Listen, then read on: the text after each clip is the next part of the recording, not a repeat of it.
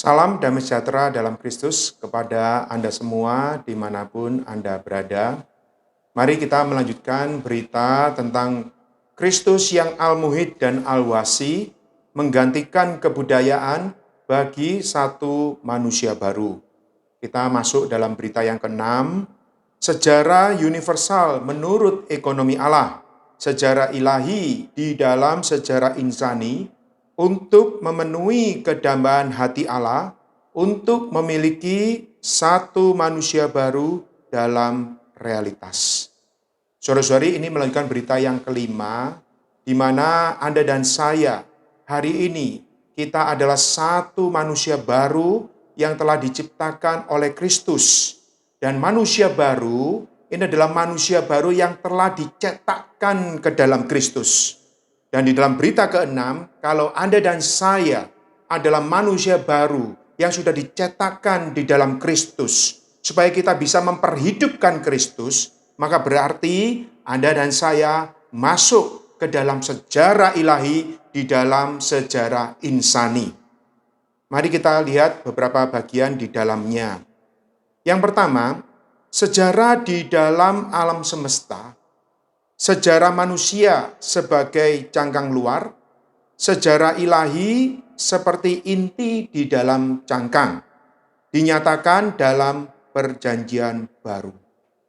Saudara-saudari, kita semua di dalam berita ini, kita diajak untuk bersama-sama masuk ke dalam satu sejarah di dalam alam semesta, yaitu sejarah ilahi di dalam sejarah insani. Ini menjadi yang namanya sejarah manusia Allah. Keinginan hati Allah adalah Allah ingin supaya apa yang menjadi kehendak hatinya itu dinyatakan di dalam hidup manusia, orang-orang yang bekerja sama, yang menjadi satu dengan Dia. Sehingga dengan demikian ini menjadi satu sejarah yang hidup, cerita Allah dan manusia. Allah diekspresikan di dalam manusia. Tetapi sejak kejatuhan manusia, maka sejarah manusia ini telah menjadi sejarah yang semakin merosot.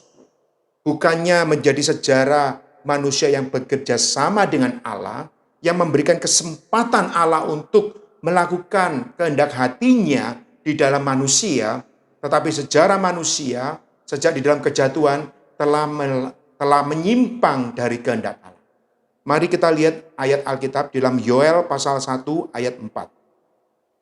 Apa yang ditinggalkan belalang pengerit telah dimakan belalang pindahan. Apa yang ditinggalkan belalang pindahan telah dimakan belalang pelompat.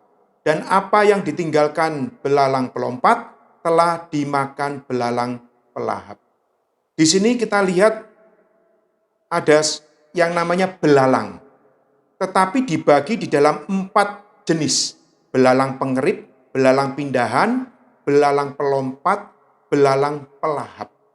Ini adalah bahasa puitis yang mengacu kepada bagaimana sejarah manusia adalah semakin lama semakin merosot. Yaitu apa yang terjadi di muka bumi ini adalah semakin lama semakin gelap, semakin bobrok. Di sini belalang mengacu pada pekerjaan si musuh untuk merusak isi dunia ini, untuk merusak umat manusia, sehingga akhirnya menjadi satu kebinasaan. Saudara-saudari, Anda dan saya juga termasuk di dalam sejarah manusia sedemikian. Karena itulah selanjutnya Hosea pasal 11 ayat 4, aku menarik mereka dengan tali kesetiaan, dengan ikatan kasih. Bagi mereka aku seperti orang yang mengangkat kuk dari tulang rahang mereka. Aku membungkuk kepada mereka untuk memberi mereka makan. Ayat ini, saudara-saudari, menunjuk kepada Allah yang mengasihi manusia. Allah yang ingin menyelamatkan manusia. Supaya manusia ini bekerja sama dengan Allah, menjadikan satu sejarah manusia adalah sejarah manusia Allah. Ada keinginan Allah dinyatakan di dalam sejarah manusia. Karena itulah Allah bertindak di dalam kasih-Nya. Dia menarik Anda dan saya menjadi orang yang dibelas kasihani. Untuk apa? Untuk diselamatkan. Dan dikatakan di sini, aku membungkuk kepada mereka. Adalah Allah yang mengasihi kita untuk memberi kita makan. Dan ayat selanjutnya dalam Yoel, kembali dalam Yoel pasal 3 ayat 11, bergeraklah dan datanglah, hai segala bangsa dari segenap penjuru, dan berkumpullah ke sana. Bawalah turun, ya Tuhan, pahlawan-pahlawanmu. Saudara-saudari, bagi orang-orang yang bersatu dengan Allah, mereka adalah orang-orang yang menerima keselamatan Allah. Dan Allah membuat mereka menjadi pahlawan-pahlawan, menjadi para pemenang yang akan mengakhiri zaman ini untuk mendatangkan zaman kerajaan. Dan pahlawan-pahlawan ini adalah orang-orang yang bekerja sama dengan Allah, yang mengukirkan sejarah ilahi di dalam sejarah insani. Baik, pertama kita harus melihat sejarah ilahi di dalam kekekalan yang lampau dengan tujuan untuk menggarapkan dirinya ke dalam manusia, menjadi satu dengan manusia. Saudara-saudari, saya berikan ilustrasi bahwa sejarah ilahi ini seperti satu rel dari tempat awal sampai kepada tempat tujuan. Rel alam semesta.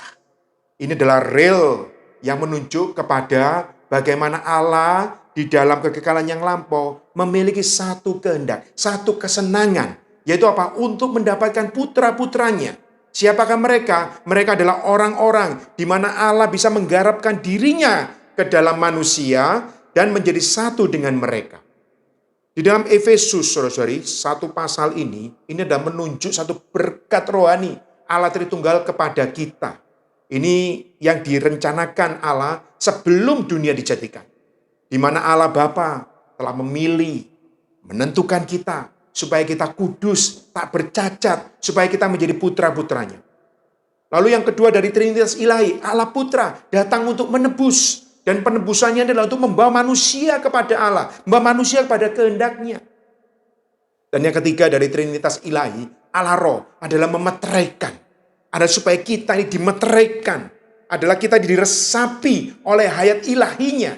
Sehingga kita ini benar-benar, sampai di ayat 23, kita adalah gereja, kita benar menjadi kepenuhan Kristus yang memenuhi semua dan di dalam segala sesuatu.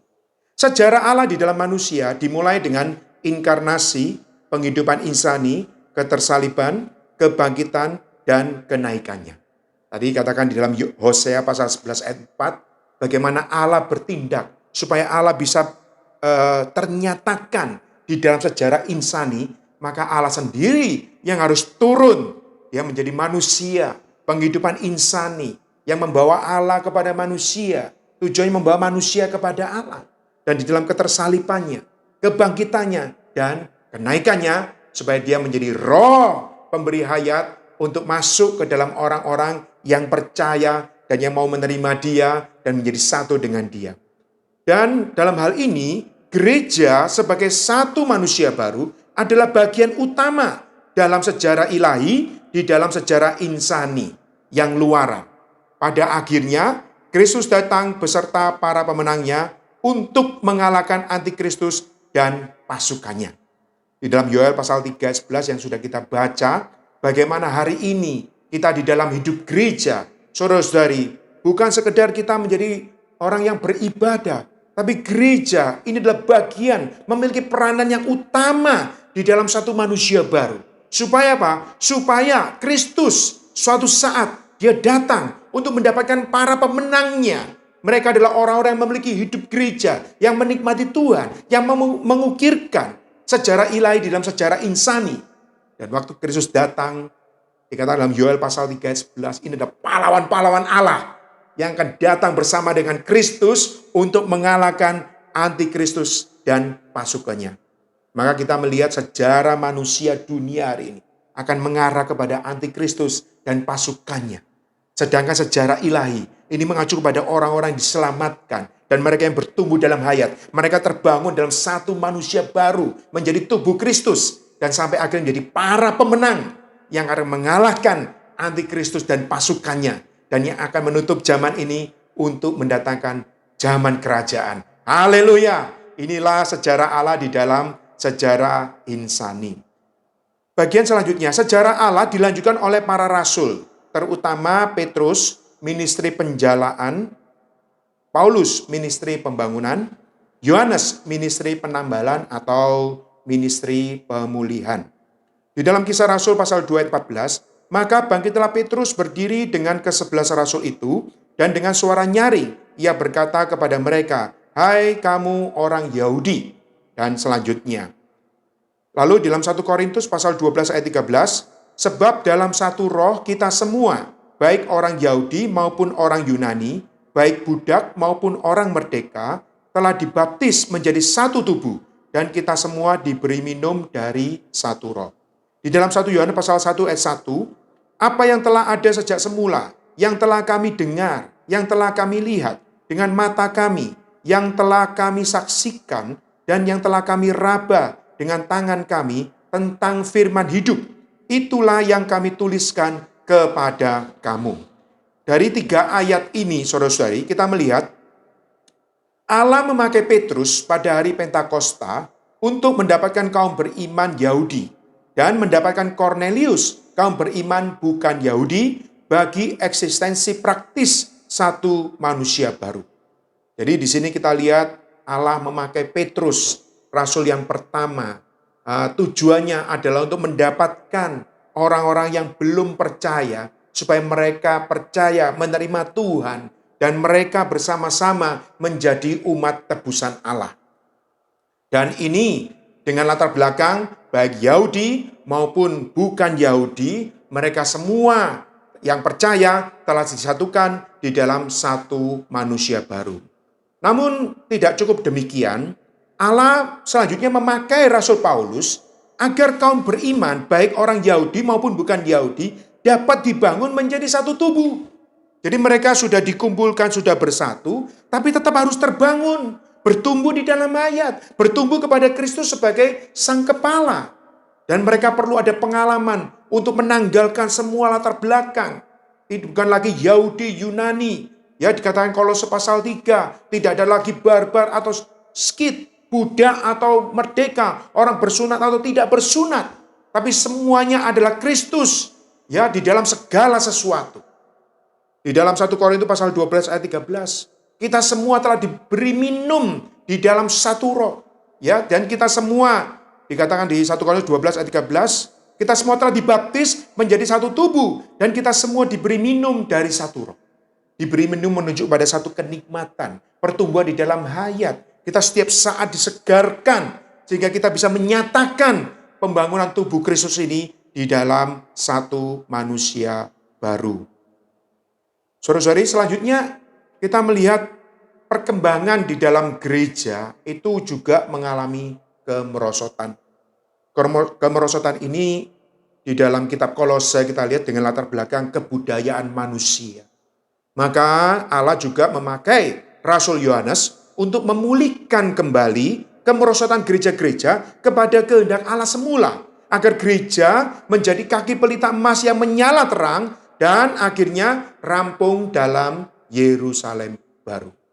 Kita lihat di dalam 1 Yohanes pasal 1, itu Yohanes menyerukan kembali bahwa apa yang semula, yang dia dengar, apa yang telah dia lihat, betul-betul itulah apa yang disaksikan, apa yang diraba, firman hidup, itulah yang kami tuliskan kepada kamu. Jadi Rasul Yohanes mengajak gereja-gereja kembali kepada hal yang semula, apa yang menjadi kehendak hati Allah, lalu bersama-sama merampungkan sampai pada puncaknya.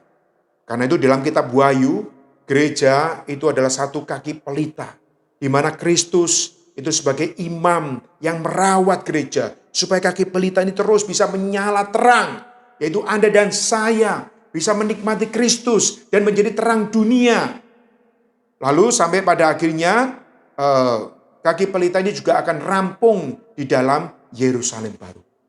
Karena itu saudara-saudari, di dalam 3 ministry para rasul ini, kita melihat sebagai satu manusia baru di dalam sejarah ilahi, kita perlu minum roh itu untuk pembaharuan pikiran kita. Di dalam roh kita tidak ada masalah. Kita percaya kita telah dilahirkan kembali. Tetapi sekarang masalahnya bagaimana dengan jiwa kita, pikiran, tekad, emosi kita. Di sini dikatakan kita perlu diperbarui di dalam pikiran kita. Menjadi roh pikiran. Dari roh kepada pikiran menjadi roh pikiran. Dalam Roma pasal 8 ayat 6, pikiran kita ditaruh di atas roh. sehingga kita menghasilkan hidup dan damai sejahtera. Ini semua adalah bagi pembangunan tubuhnya dan bagi perampungannya. Dalam Efesus pasal 4 ayat 22 sampai 24, kita diajak supaya kita menanggalkan manusia lama. Kita mengenakan manusia baru melalui pembaruan roh pikiran kita. Sehingga kita bisa benar-benar menjadi ekspresi Kristus itu sendiri. Terakhir kita melihat perampungan secara ilahi, yaitu manusia baru dengan hati, roh, hayat, sifat, sejarah, dan perampungan yang baru, Yerusalem baru. Di dalam Yesaya pasal 36 ayat 26, kamu akan kuberikan hati yang baru dan roh yang baru di dalam batinmu, dan aku akan menjauhkan dari tubuhmu hati yang keras, dan kuberikan kepadamu hati yang taat. Di dalam Wahyu pasal 21 ayat 5, ia yang duduk di atas takhta itu berkata, lihatlah, aku menjadikan segala sesuatu baru. Dan firman-Nya, tuliskanlah, karena segala perkataan ini adalah tepat dan benar. Dua ayat ini di dalam Yeskiel dan kitab Wahyu, ini menunjuk kepada satu perampungan dari sejarah ilahi. Saudara-saudari, adalah segala sesuatunya itu baru. Dari roh yang baru, hati yang baru, sifat Allah menjadi sifat yang baru. Sifat yang baru ini menunjuk kepada sifat yang segar. Karena itu dikatakan di sini, sejarah ilahi di dalam manusia dimulai dengan tahap inkarnasi Kristus bagi penebusan yuridisnya. Jadi kita tahu di dalam ministry Kristus di dalam tahap inkarnasi adalah untuk meletakkan satu penebusan yuridis supaya kita menjadi umat tebusannya. Kemudian tahap inklusi Kristus bagi penyelamatan organik Allah. Ini mengacu kepada setelah kita menjadi umat tebusan, kita perlu dilahirkan kembali menjadi anak-anak Allah, dan kita perlu dibangun menjadi satu tubuh Kristus.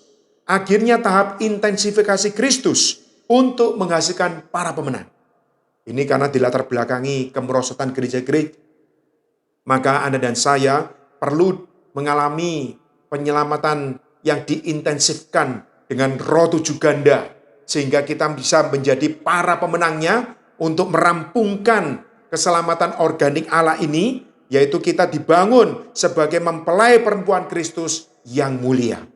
Di dalam Yerusalem yang baru juga adalah sebagai mempelai perempuan Kristus, yaitu Anda dan saya yang telah bertumbuh, diserupakan, dimuliakan bersama dengan Kristus. Di dalam Roma pasal 5 ayat 10, kita yang sudah ditebus oleh darah Kristus, kita juga perlu mengalami keselamatan di dalam hayatnya.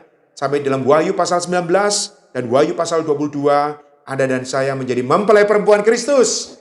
Haleluya! Inilah yang betul-betul kita mengukirkan sejarah ilahi di dalam sejarah insani. Terakhir saudara-saudari, ada satu tantangan bagi Anda dan saya. Apakah kita hidup di dalam sejarah ilahi atau hanya hidup di dalam sejarah insani? Kita tahu sejarah insani akhirnya mengarah, ya, dalam dunia ini mengarah kepada kemerosotan dan kebinasaan. Saudara-saudari, jangan kita terbawa oleh arus sejarah insani demikian.